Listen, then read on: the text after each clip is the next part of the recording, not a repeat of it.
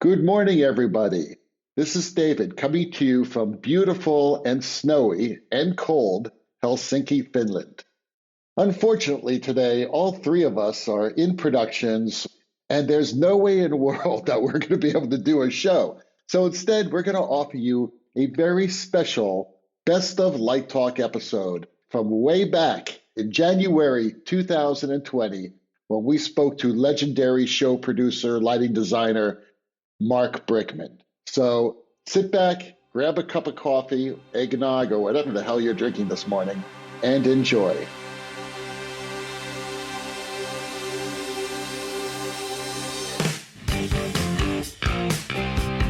Light Talk. Lumen Brothers. Light Talk. Light Talk. Light Talk. Lumen Brothers. Light Talk.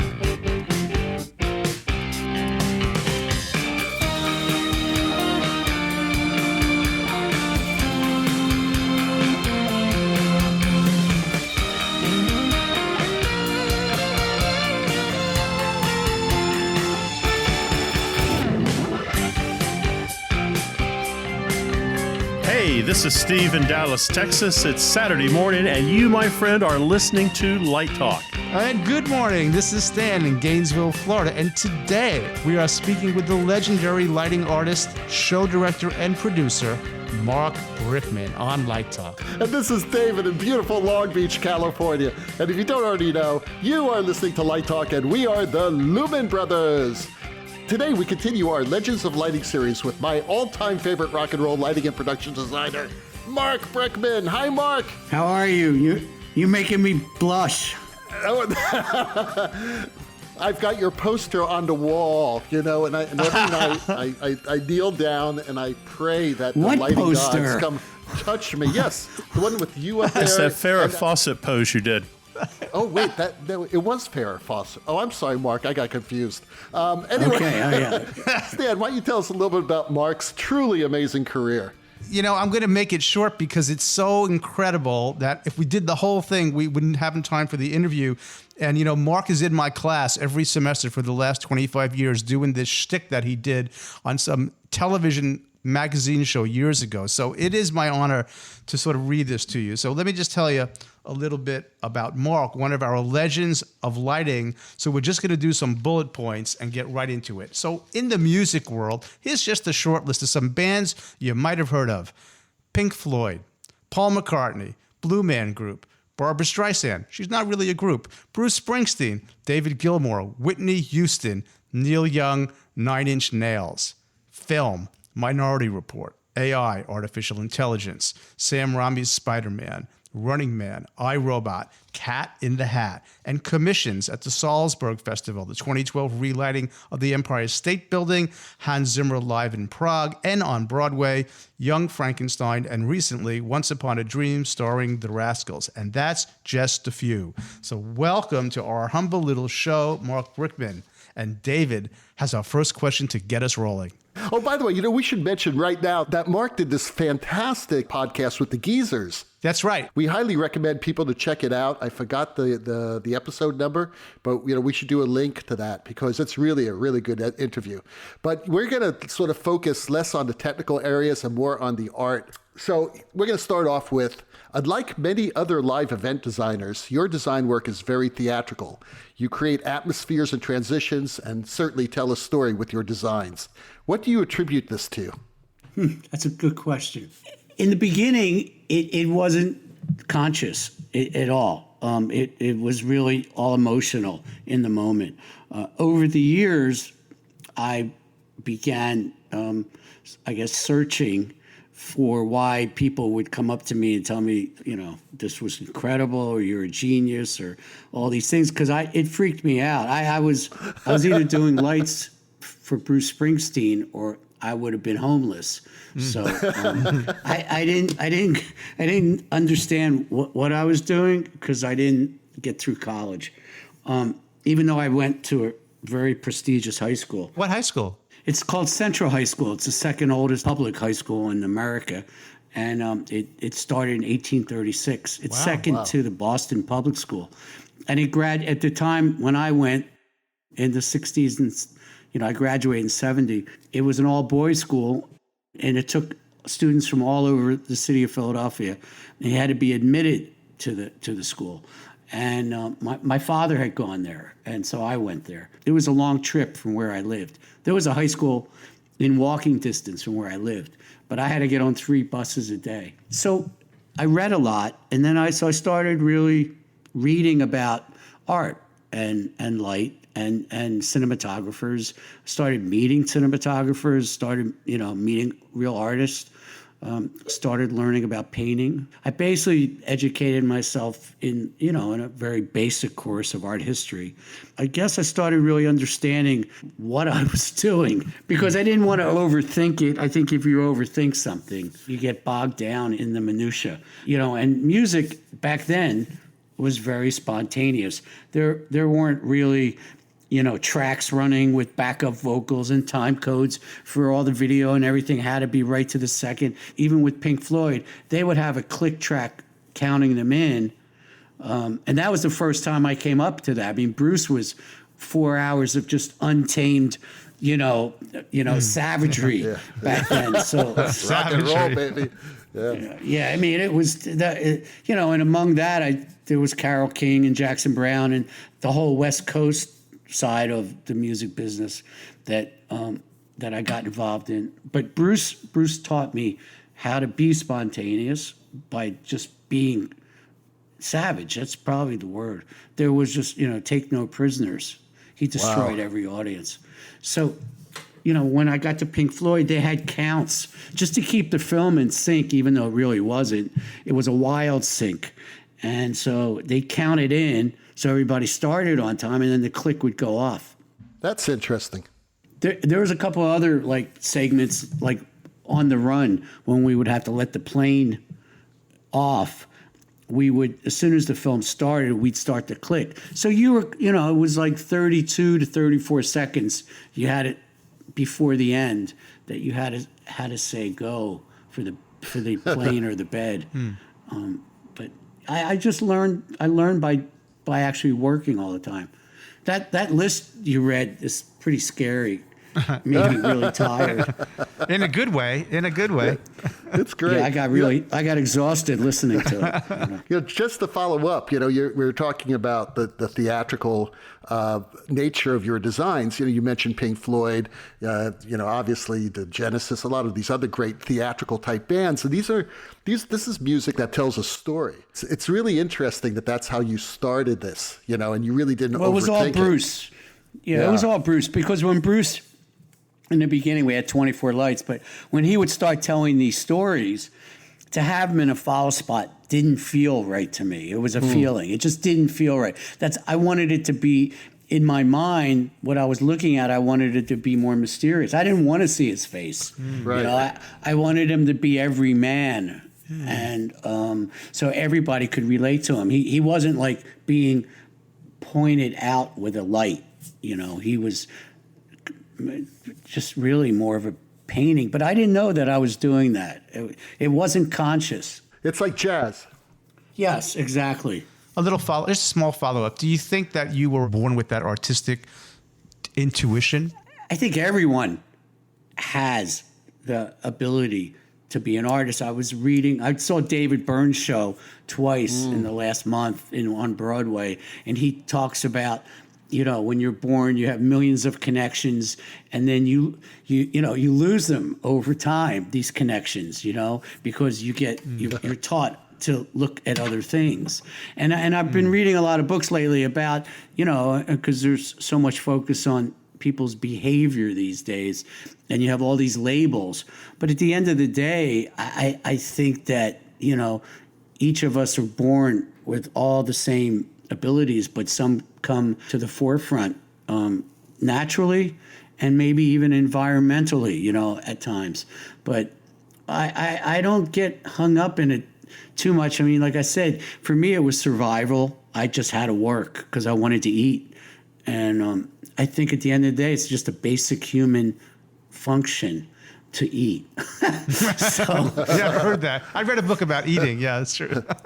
Mark, could you tell us a little more about designing in the moment? Because you use that term a lot. It's a term that I use as well. I'm just curious how you came to this process. well, with Bruce, you never knew what song he was playing. You never knew what and it would be visual cues. He'd tug on his ear. You'd see him turn around to the band. He'd like kick his elbow out, or you know something would happen. And so and back then it was a 2-scene preset. There wasn't like a whole hog or a grand MA or disguise or all these things that you have to think about first before you can operate them. Right. I mean, if you really think about that for a second, it's like you said, jazz, if you have an instrument, a manual instrument, and you're playing with some other people, and you know, you need to stay in the groove. That's exciting. Do you play an instrument, Mark? Did you play an instrument? I played clarinet when I was young. My uncle was in the big bands. He was a saxophone player, and he gave me a clarinet when I was young. I play some ukulele now. I was actually just in New York, and not only did I see David Byrne, I saw 2 nights at Lincoln at Jazz Center with it was Steve Miller hosting this really young sextet that's been nurtured by Lincoln at Jazz Center and Wynton Marsalis, and it was amazing. These guys and the vocalist were just, it was from another planet. The weekend really put my faith back into real musicians playing real music with real instruments, you know, and David Byrne put my faith back into, you know, an artist in his later years, not just playing the hits for the sake of Live Nation and all the other promoters and Ticketmaster. Right. For a moment 3 years ago, he and I had chatted about what was in his head, and I did some drawings for him. I was very excited because I've always been a huge fan. And then, I don't know, something happened, of course, in the business side of it, you know, because artists aren't allowed to be artists anymore. They have to fit into this formula, you know, the line item. I mean, all the way down the line. There's really nothing out there that's spontaneous because there's so much thought that goes into every last aspect of it. It takes away the magic, which is the spontaneity of, because we're not there to look at huge sets that have been erected by some people, you know, that I'm still not sure how they relate. And you're there, or you used to be there for the music, but I mean, those are really all good questions. And obviously, I don't want to sound like a grumpy old man, and I'm starting to, so I better shut up. Next question. You fit right in. That's right. Steve has our next question. Well, you may have actually already answered this. You know, you opened a door a second ago, and you talked about being spontaneous. You talked about there was a day in which there was no grand MA. It was just the lighting designer and a headset and a 2-scene preset board. I mean, your career has spanned some real technology developments, new consoles, new fixtures, projection, digital media. My question to you is, how has technology affected your approach to design? Without being egomaniacal, and I really don't like being that, but in 1987, when I was, you know, asked to join the reincarnated Pink Floyd, Very Light had just come out. And I went and watched Alan Owen's show at Genesis, which was mind-blowing, absolutely fucking mind-blowing. But the one thing I noticed right off the bat was I couldn't do a whole show with those lights going back and forth, wiggling around in one space. So I went away and realized if I used less lights, but I was able to move them, that I could have one that could still maintain my style of darkness and light, and highlighting the music, bringing the music visually in a visual interpretation of the music of who was playing in the moment at the time, where you naturally would feel watching it, you know? And so I was able to move these Vari-Lights in an XYZ. Well, once I did that, then I realized I could have a few different types of these new lights, like telescans. I'd have pods, I'd have motors. Suddenly there was like this, I had a bunch of, really talented guys around me. And then I added lasers in and fiber rays and I added, Pink Floyd really wanted something different. So I think what happened was I created this team, a band, my own band of technicians, which is now our standard way of operating. But I kept it very in the way they were programming those boards, because they were so basic, that we just set parameters that everyone ran live. In other words, they would run their consoles live, just like I used to run a 2-scene preset. No, obviously the pods had a lot of safety issues, but everyone manually was running things in the moment, and everybody was paying attention. So it was like having my own jazz band. I don't know if it works. I mean, when I do a show, it does still work that way. For most parts, I've been on shows where, they push the button, the time code starts, and everybody gets coffee. Wow. Yeah, I can't even convince a student to use a fader. They just say, what are those for? You can tell your students that in 1987, one night sitting in the Toronto airport at 3 a.m., the laser table caught fire. And so, and when the laser table caught fire, we were all kind of, to say we weren't, frightened-eyed and bushy-tailed at first thing in the morning. So we all looked at these flames going up behind the stage and kind of... Wow, man, that's cool. Exactly. That's exactly what happened. And then suddenly everybody jumped up and freaked out. We ran back there. We put the fire out. We turned all the power off. We got the fire out. We all saw these headlines, Pink Floyd crew burns down Toronto airport. Because back then you could rehearse in the hangars and not go through the stuff you go through now. But when we finally got back to the consoles at about 4 a.m., they powered everything back up, and I'm sitting there. Screen comes back on, and there were the VL3s, I think, back then. And when they initialized, they did their initialization, but then they swung into the screen. They spun around like everybody loves that look. They spun around, then they floated back out toward us, and then went back in and did the iris move, and then stopped. And I looked at the screen, and then I remember looking at Dale Polanski going, "That's it, man. That's exactly what I've been looking for. That's it. I'm going home now. You make that happen, and I'm happy. We can go." That's great. That's great. And so I would tell your students that maybe they should look at the fader. They might discover something.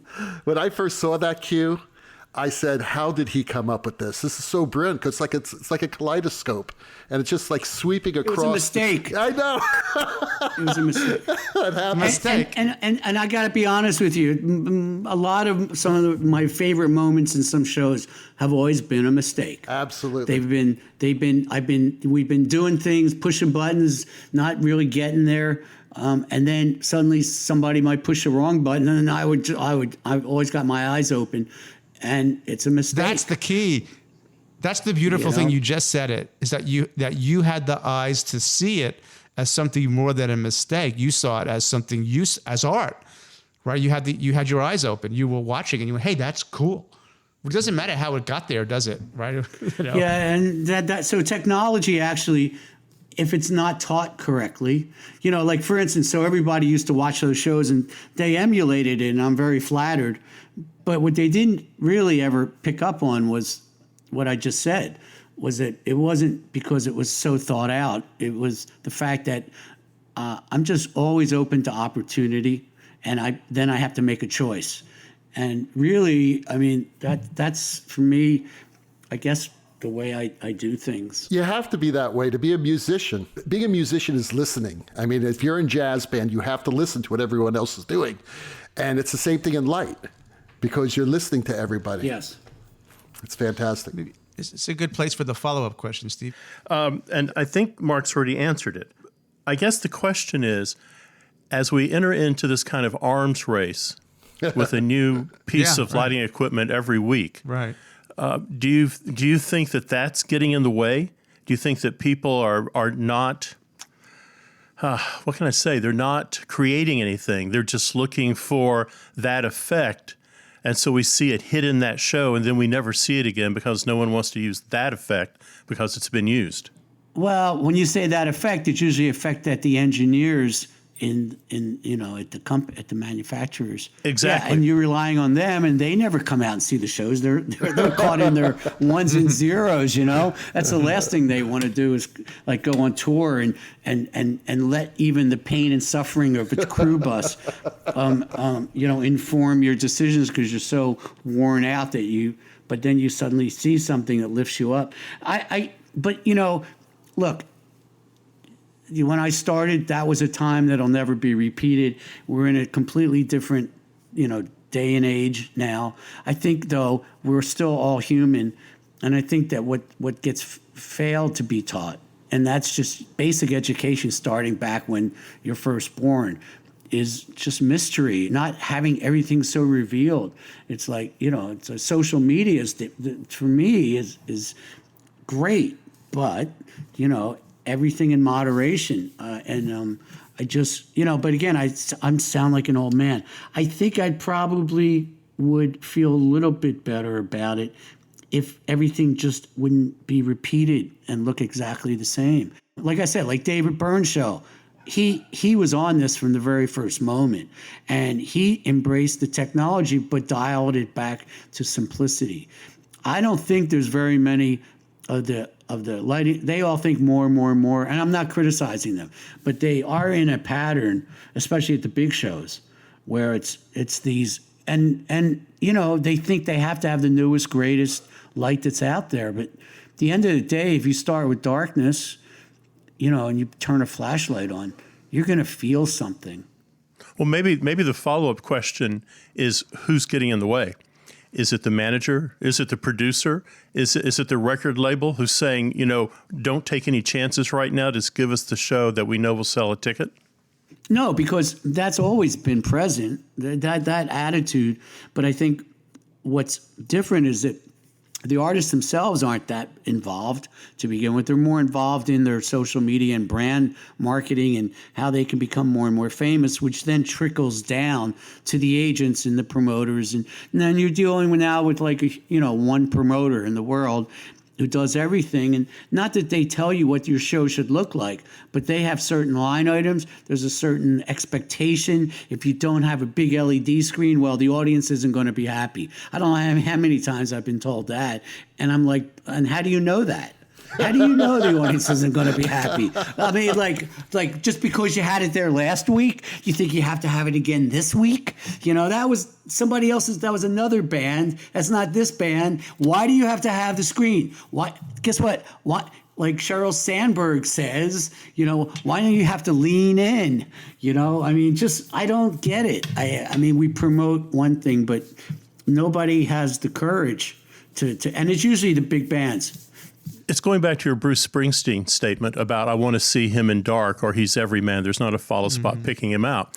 Without naming any names, I know an artist who opened their show in about 30 seconds of backlight, and that lasted one performance. And the manager was at the desk saying, 5 seconds, and then let's get some light on the face. Yeah, well, that's it right there. I mean, first of all, when you said to me 30 seconds, I'm like, what? What are you kidding me? I mean, and the manager's going 5. Okay, in this day and age, 10. But to be honest with you, what it does is it sets up an you have an expectation. The reason you go to a show is because you have an expectation, and your expectation is not the big LED screens and the massive set built by on that whole other IPO level. What it's about is your expectation of being able to connect not only with the artist but with the other audience members. You're not home in your house anymore. So now this is a connection. So all bets are off, really. It's not going to change the fact of what you do outside of that arena. Yep. It'll enhance what all the efforts of the manager and the record company and the agents and Live Nation and everybody else if the show was different. But if immediately you see something that you could watch on TV, that's why people are walking away. If they don't start with a hit, people are walking down the aisles because they're bored. There's nothing to look at. You save your money all year to go see that band. Exactly. Yeah, I mean, you could could stay home and listen to them on a great set of headphones. You go there to see the music. That's right. That's right. And that's the disconnect. The disconnect. And I got to be honest with you. It's 27 years now, or no, 25, somewhere around. Yeah, 25 years since we did Pink Floyd.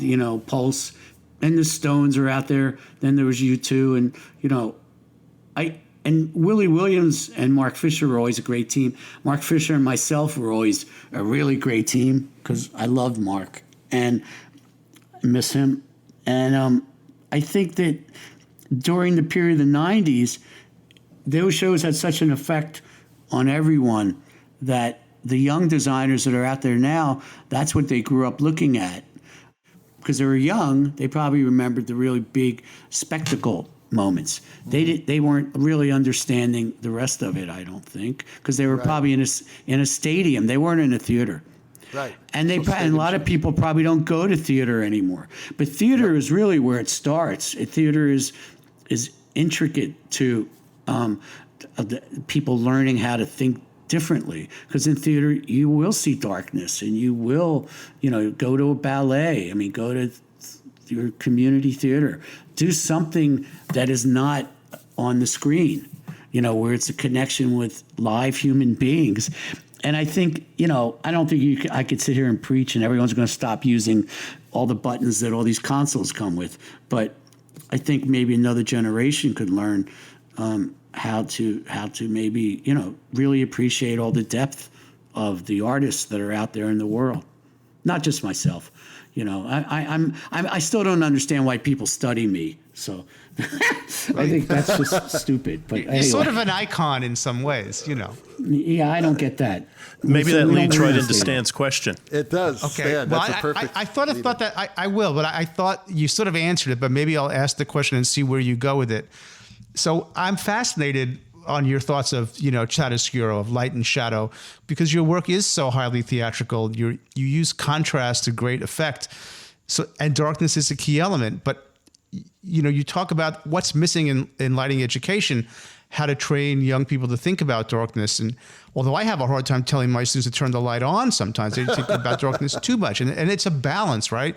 So why do you think many designers are sort of afraid of the dark, or afraid of the light, or of making that theatrical picture that you were so good at? You're right about one thing. They're not afraid of the dark because they don't light the bands anymore. I'm not talking about the big shows. None of the bands are ever lit. The audience is always lit. And again, that's another one of these. They expect to be lit. The audience needs to be lit because they're part of the show. Well, that's been taken so far ridiculous. to that in air graphics. Air graphics are like okay, right. But I mean, I understand what you're saying, but I think it's about scale.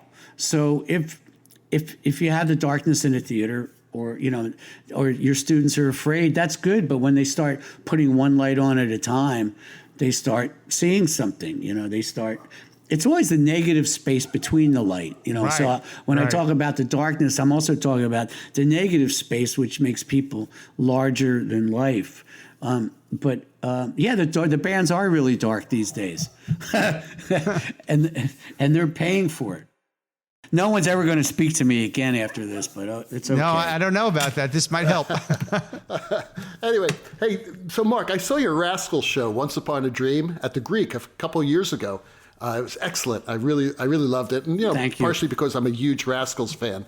Could you tell us how you got involved in that project? When I left Springsteen, I still had, I was still friends with the band. And Stevie Van Zandt and myself have stayed friends all these years.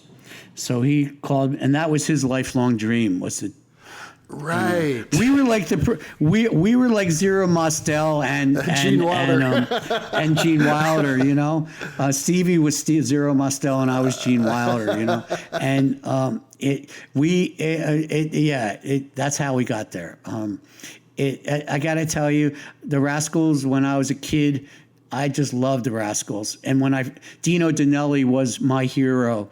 And when I finally met him, and then I had to deal with him and Felix over a course of, Right. a year. Yeah, that, sometimes it's not great to meet your heroes. It's like when I was working on AI, I'd been working on it for a while. And then one day, Kathy Kennedy said to me, the producer said, we want you to meet Steven. And I went, that's okay. I don't want to meet Steven. I'm fine, honest. I mean, it's cool. He's a god. So how about I don't meet him? It's just, look, those guys are historical. It was great to put them back together again.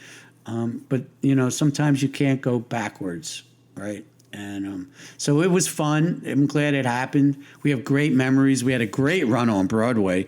Right. We actually made money, so it was an amazing time, amazing 18 months I spent. So I can thank Stevie for that. Well, I would say let's continue with some of this early work. How did you get started with Pink Floyd? Well, I had been touring with Bruce for quite a while, from 1972.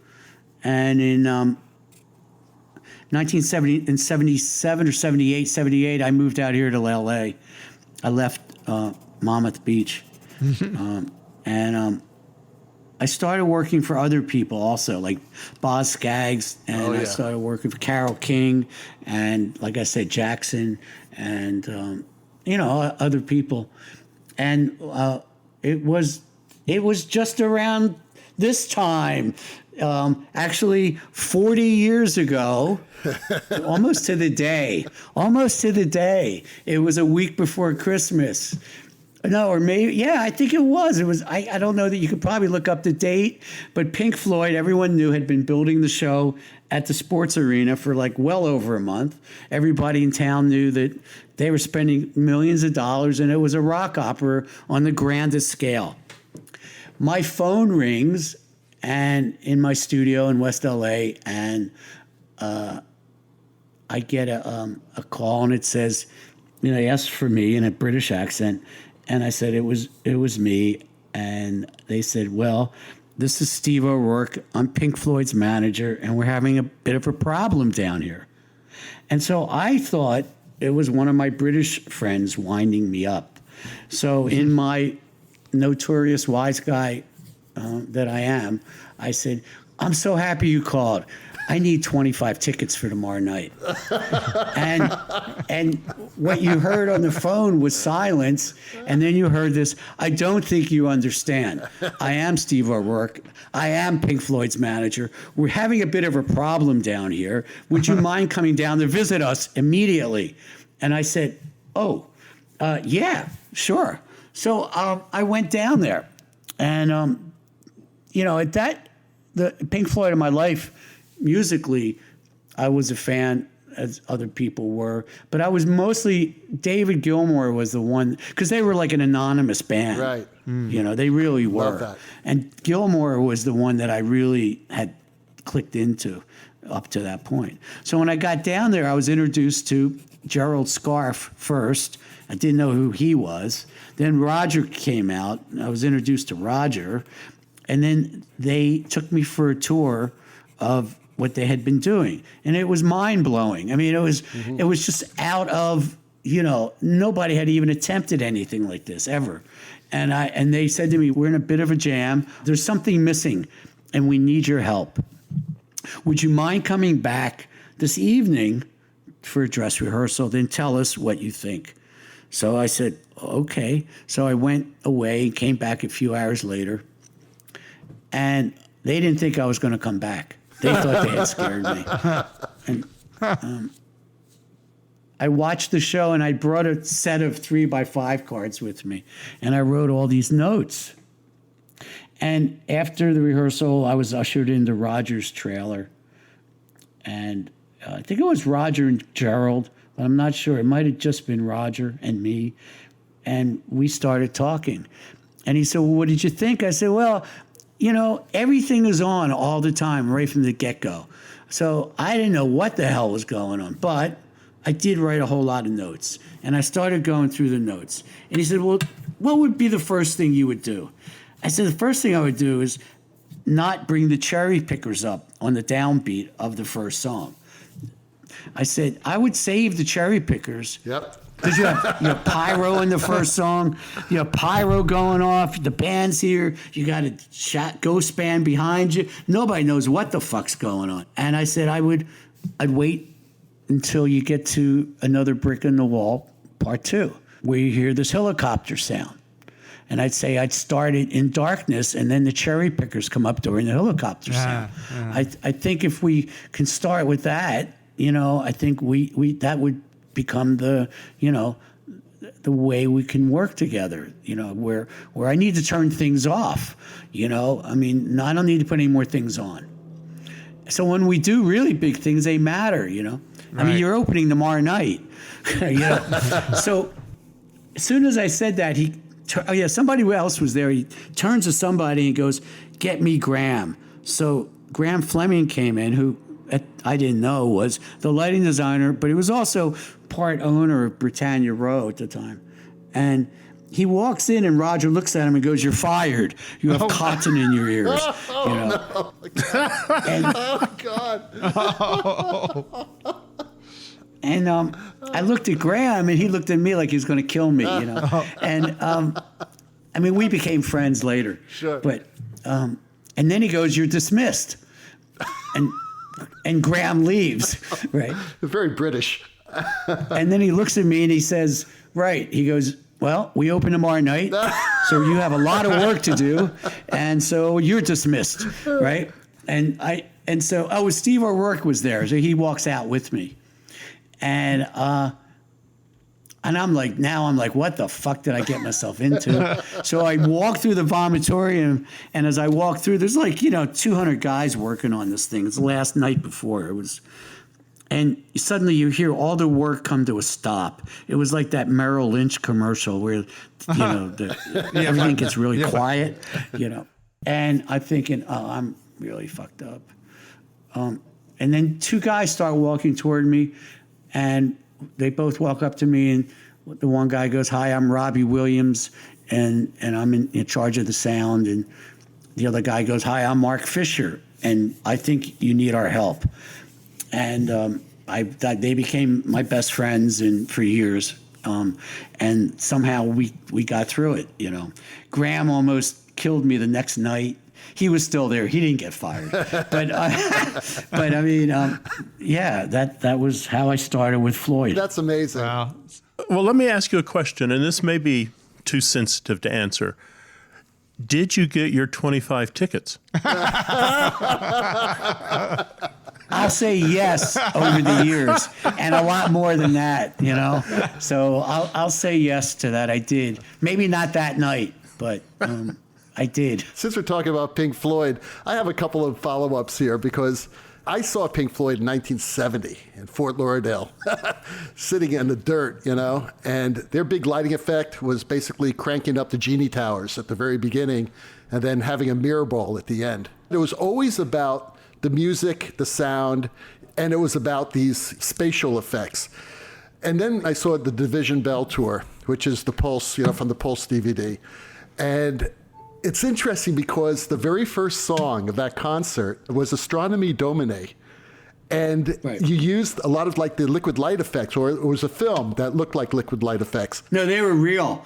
In '94, yeah, they were real. That was real. So they actually used the overhead. Oh, that's really cool. I used it for that, and also I used it for. We had a bunch of telescan projectors out there, and I had adapted 2 of them I adapted two of them to be overhead projectors in one of them, Fantastic. and we could write on the film too. And at the beginning of Another Brick in the Wall, Right. you see this hand come in EMC and crosses square. out. Yeah. That was live. I didn't That's know live. that. I was thought all that was done filmed. live. Wow. No, Very impressive. Neither one. Wow. No, we had the oils were real too. Well, back when in the first Dark Side of the Moon tour, they had, and I explained, I was talking about this on the show because we were talking about how to light a mirror ball. And I was talking about that moment sitting in the dirt and watching Eclipse. And they basically had a light box. And in front of this light box, they had this mirror ball that was cut in half that was spinning clockwise. And right when it hit the corona of the eclipse, they hit it with some follow spots. And it was like this amazing effect. And that mirror ball sort of like continued as an iconic Pink Floyd thing. And then you ended up with this gigantic mirror ball in Division Bell. Yeah, it was David basically told the same story to me, and Mark Fisher rejoined us. He wasn't there in '87 because Right. the camp split, and he went off with Roger, but I went with David. And when I suggested he come back for '94. I had already designed the Hollywood Bowl looking structure, and Fisher built it along with Robbie, and Mark was just amazing. So we got to the mirror ball, and Mark obviously had been around for those shows, and so he actually, with all of us, but it was. He just took it and put it on steroids. I mean, the funny part about that was actually the mirror ball was a distraction for us just to get back to the 25 tickets again, was a distraction for us to build that huge mix area in the middle where there was 100 guest seats, which I was in charge of. So when I said that I did get, and Michael Cole was not happy about that. They were 100 tickets off manifest, you know what I mean? So that took a lot of space. That was a huge footprint.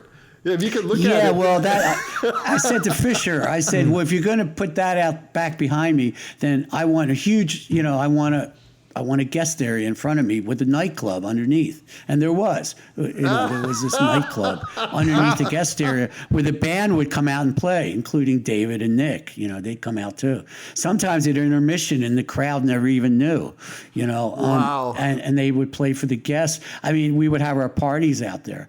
And that was Mark and I being mischievous, because that was really in the beginning when Cole was doing his 360 deals with the Stones and us, and then it was U2, and then it was Madonna, which begot Live Nation, and the mirror ball was so big, and how big was it?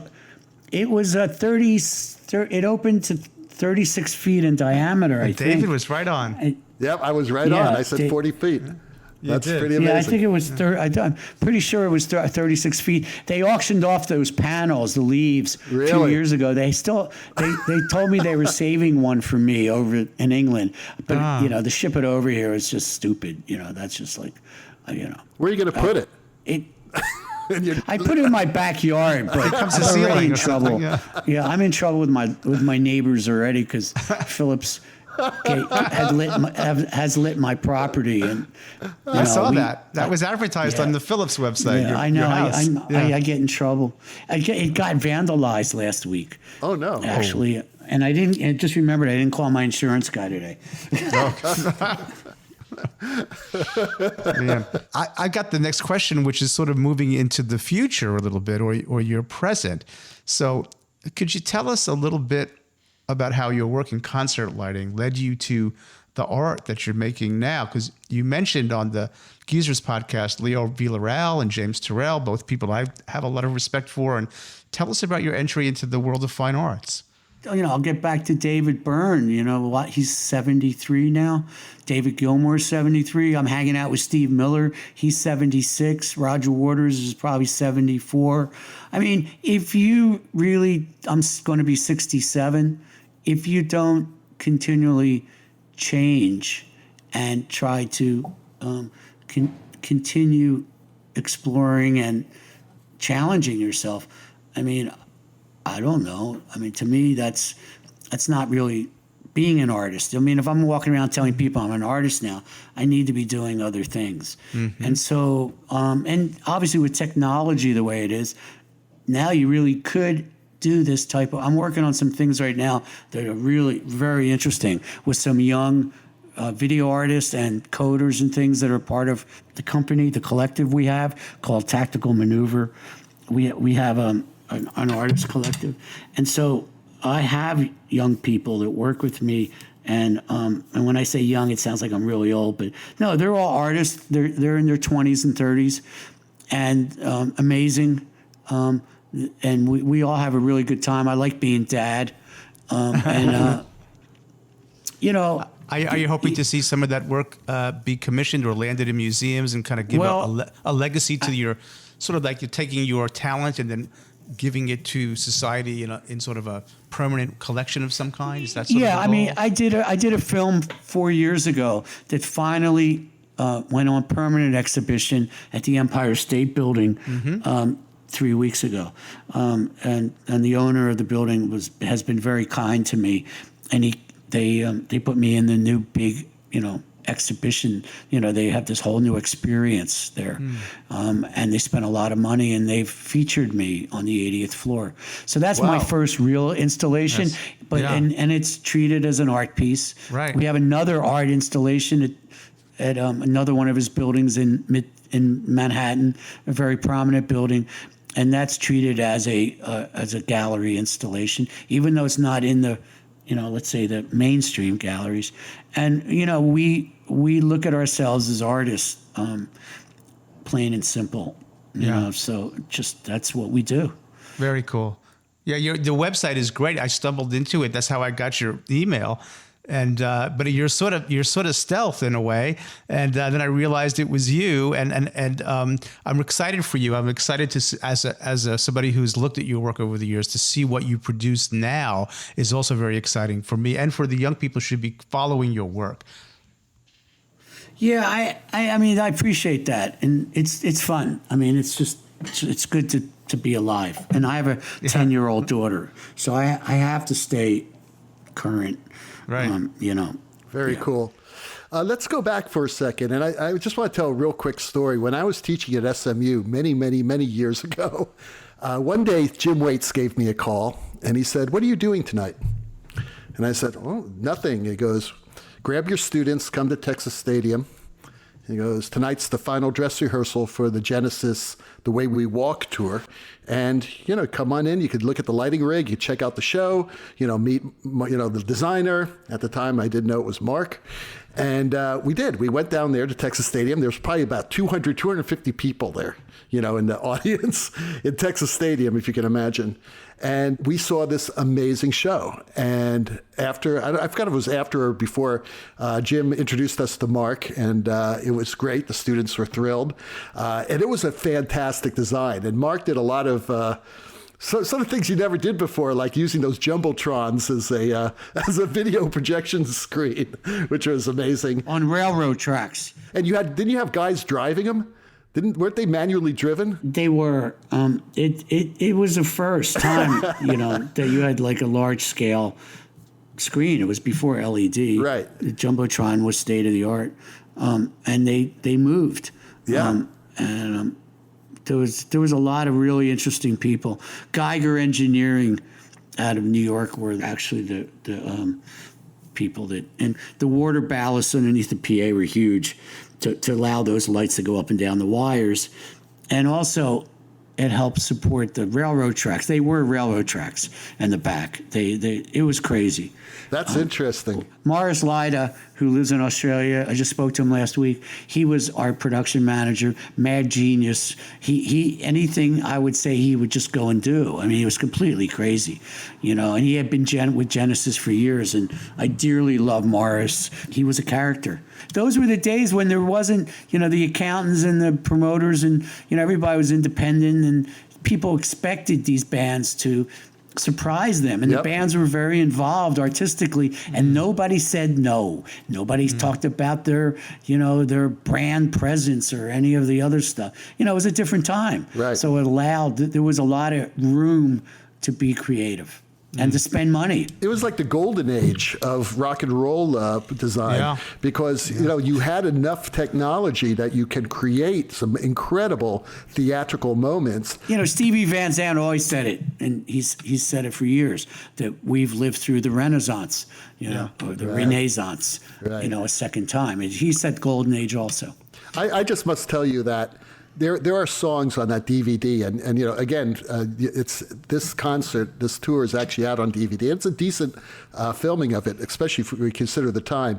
But there are songs that I use in class to show my students some. What, the Genesis is out there? I never saw it. Oh yeah, and they released that. Yes, I never look at my work. Oh, you should check it out. I don't know, man. Mark, I'll send you a copy because I think I have an extra. No, that's one. okay. Not after I tell you what I'm going to say. So they sent me from Sony the new Pink Floyd, the latter years or whatever. And I came back from New York after Thanksgiving. He was sitting on my table, and I looked at it. I opened the box, and then I just looked at it. And it said from 1987 to 2019. And I did the math, and I went, fuck, that's like half my life in that box. I'm not opening it. Well, and it's still sitting on my table a month later now. I have not opened it. I called London, and I thanked everybody for sending me the box and thinking of me. But then I said, I can't go into a Costco because I get overwhelmed. So I can't open your box set because I'm sorry. Don't take it personally. That's a great story. Well, for our listeners out there, I believe it's called The Way We Walk, and it's a live concert of this tour that we're talking about right now. And I forgot what year it was, Mark. It was before Pulse, I know that. But I must tell you that there's some exquisite lighting design in that. Driving the Last Spike, Home by the Sea. I'm going to just go on and on about using darkness and using conventions and using magnificent work of the lights moving, like Mark says, actually moving on a truss, on the wires. It's just beautiful work. So again, bravo to that. I just had to mention it. Thank you. Well, as they say, all good things come to an end. It's time to put on your Yoda costume and give a little advice to our high school students and college students listening in today. I would say close your eyes and listen to the music. Don't watch a video. Don't even read anything about the band. Just listen to the music. I mean, if that's that type of design. But then if you're a theatrical designer, even to the EDM people, just listen to what the DJs are doing. They're making music. They got the beats, but just close your eyes and think about what you want to see, but not, what you really want to see. Right. That's probably some Yoda advice. But in the theatrical world, I think it's the same thing. It's, you read the script, you close your eyes, you start thinking about the story, you read it again, and you start dreaming about it. Then you start collaborating. Collaboration's a really big deal. Maybe try to even engage the artist, Yeah. But not on just technology, not on what's the newest, coolest thing that some engineer. It's cool that they have that, but it's how you use it. Right. Wow. Beautiful. Well, Mark, thank you so much for being on Light Talk today and allowing us to ask you these questions and giving some great advice to our listeners. It's a thrill for us to have you on as part of our Legends of Light series. And thanks again, man. It's great meeting you. Yeah, really great. No, thank you all. No, seriously, it was great. Thank you very much. Thanks for taking the time and being so generous with your thoughts and your stories. And I'm looking forward to seeing the newest stuff that you come out with. The Empire State Building work is fabulous. Yeah, it's fun. We have a good time there. Yeah, it's really great. We really do. Especially when we put Eminem up there at the top last year. That was great. That was one of the that was something I dreamt about for 3 years, to put an artist at 103. So that's the kind of thing where I dreamt about it. Yeah, love it. Took 3 years to get there. So patience. That's the last thing I'll say. Yeah, patience. Dreams come true. Well, everybody, that Hammond organ solo tells us that once again you've spent another morning listening to Light Talk. You can listen to us on iTunes, Spotify, iHeartRadio, LiveDesignOnline.com, and just about any other podcast provider out there. And be sure to follow us on Facebook and subscribe to our podcast on iTunes. That way you won't miss 1 second of crazy Lumen insanity. No guarantee is offered regarding the accuracy of any statements or opinions made on this podcast. But just in case you decide to litigate us, the law firm Reflect, Flocked, Flare, and Glare and their paralegal Snoop will defend us until our retirement funds are depleted. Light Talk is written and produced by the Lumen Brothers, coming to you from Long Beach, Gainesville, and the Lone Star State. Light Talk, broadcasting questionable Lumen humor and knowledge around the world. So we'll see you all next Saturday morning. Thanks again, Mark. Take care of yourself. Thank you, Mark. And good luck. Bye, Mark. You're welcome. Bye-bye from Light Talk. Thank you. Bye-bye. Bye-bye, everyone.